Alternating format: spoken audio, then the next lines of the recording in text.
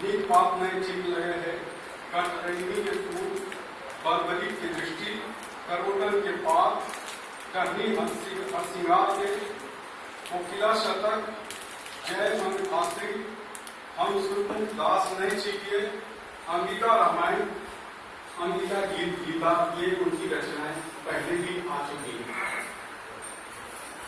मैं यहाँ पे अपना थोड़ा अपनी कमी भी स्वीकार करूंगा, क्योंकि जब संजय जी ने कहा कि आपको इस पे बोलना है, कि इस पुस्तक पे बोलना है, तो मैंने कहा कि मुझे विविध रूप में अंगिका को जानने का अवसर पहले नहीं मिला है। थोड़ा बहुत निश्चित की भाषा जानता रहा हूँ, बोल लेता हूँ, लेकिन अंगिका में पढ़ करके और उसको मैं उसके साथ क्या मैं न्याय कर पाऊंगा। लेकिन जब मैंने उस गीत को, उस पुस्तक को छुआ, उस पुस्तक में एक अजीब सा आकर्षण, ये पुस्तक लगता है कि जैसे रचनाकार उस रचना के भाव में डूबा हुआ है, रचनाकार उस सत्य को, उस भाव को अपने दैनिक जीवन में भी जीता है। मैंने रचनाकार को कभी देखा नहीं, मैं उससे पहले उनसे कभी परिचित नहीं हूँ, लेकिन उनकी पुस्तक के एक एक पन्ने में लगता है जैसे कि रचनाकार छपा हुआ, एक एक शब्द में ऐसा लगता है कि वो उस भाव को जी रहा है, जिस भाव को उसने इस रचना में रखा है। और वो गीत अपने आप में भाषा का भेद मिट जाता है, वो पता नहीं चलता है कि कहाँ से श्रीमद् भागवत से वो कथाएं ली गई हैं, और श्रीमद् भागवत की कथाओं को अंगिका भाषा में पिरोया गया है। कहीं से भी ऐसा नहीं लगता कि ये भाषांतरण हुआ है, ऐसा लगता है कि उसमें एक मौलिकता है, उसमें बिल्कुल वो प्राणबद्धता है, वो जीवंतता है, वो शब्दों में वो खनक है, और वो जो संचार भाव है, संवेदना है, वो सभी शब्द में समाई हुई है। इसलिए जब आप गीतों को पढ़ते हैं तो ऐसा लगता है कि आप उसके साथ एकाकार हो जा रहे हैं, और वो शब्द और भाव का जो भेद है बिल्कुल समाप्त हो गया लगता है। इस प्रकार का, जैसे विद्यापति ने कहा था कि विद्यापति की एक पंक्ति है कि देशी वचन सब जन मीठा, मतलब जो देशी भाषा होती है, जो लोक भाषा होती है, वो बड़ी मीठी होती है। लोक भाषा की जो मिठास है आप उसमें बिल्कुल महसूस कर सकते हैं, आपको झंकृत करेगी, आपको आंदोलित करेगी उस भाषा की मिठास आपको, और आप उसके साथ एक हो जाएंगे। और जो कहा गया है रसो वैसा, वो ईश्वर क्या है, वो रस है, तो वो जो रस सिद्धता है वो आप महसूस करने लगेंगे। आप ईश्वर के साथ तादाद में एक हो जाता है। जो गोपी है और जो कृष्ण है, उनकी जो रासलीलाओं का वर्णन है, वहां जाने पर उसको पढ़ने के गोपी कौन है और कृष्ण कौन है, ये भेद मिट जाता है। बिल्कुल गोपियां कृष्ण हो जाती है और कृष्ण गोपी हो जाते हैं।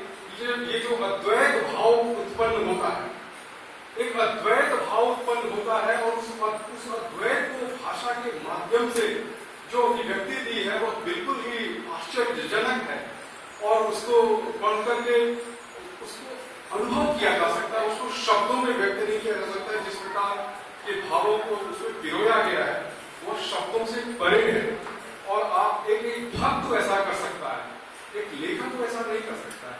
एक भक्त जो स्वयं उस सच को जी रहा है, जो उसके साथ डूब रहा है, वही ऐसी रचना कर सकता है।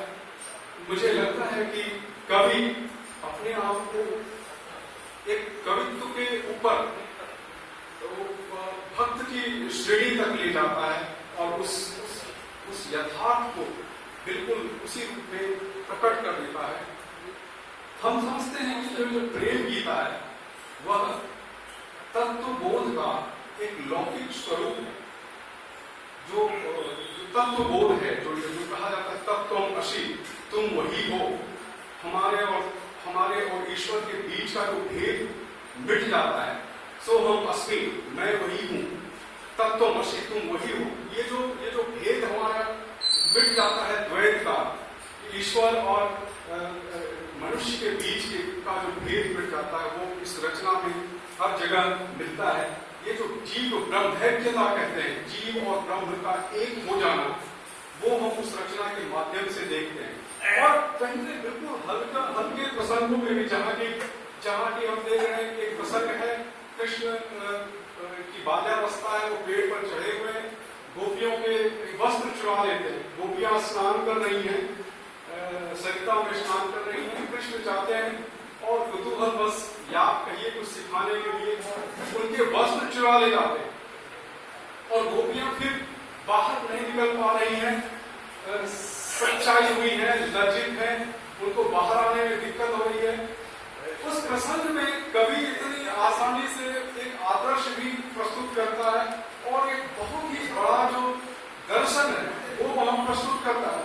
कवि कहता है कि वो कैसे हो सकता है, गोपियों को कृष्ण कहते हैं, तुमको और हमारे बीच में ये पर्दा क्यों, तुम्हारी नग्नता और हमारे बीच में ये पर्दा क्यों, वस्त्र के पीछे तुम क्यों परेशान है, वस्त्र तो बाहरी आभूषण है, वस्त्र तुम क्यों रास्ते में लाना चाहती हो, तुम बाहर आओ। और गोपियां बाहर आती है, मिलती हैं और दोनों के बीच का भेद समाप्त हो जाता है।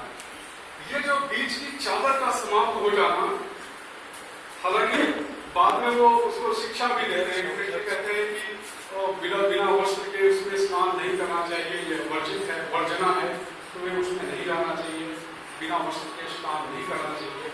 लेकिन उसके साथ वो जो बड़ी बात कह देते हैं कि ये जो तुम्हारे और हमारे बीच वस्त्रों का जो भेद है वह क्यों तुम लोग रखना चाहते। वैसे ही जब रास शुरू होता है, रास लीला जब शुरू होती है, पता ही नहीं चलता है कि कौन सा कृष्ण है और कौन सी गोपी है, दोनों एक हो जाते हैं।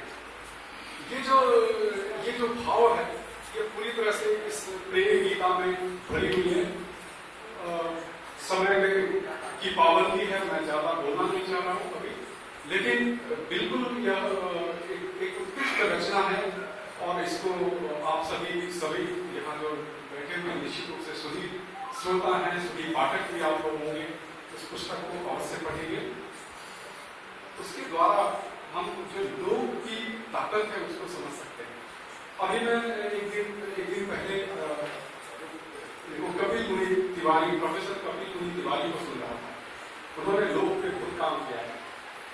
उनका कहना था कि लोक में वो ताकत होती है कि एक डॉक्टर ने कहा कि एक व्यक्ति कोमा में है, उसका सारा मेडिकल टेस्ट फेल हो गया, उसके लिए एक ही टेस्ट बचा हुआ है कि उस व्यक्ति के कान में उसकी लोक भाषा में कुछ गीत सुनाया जाए।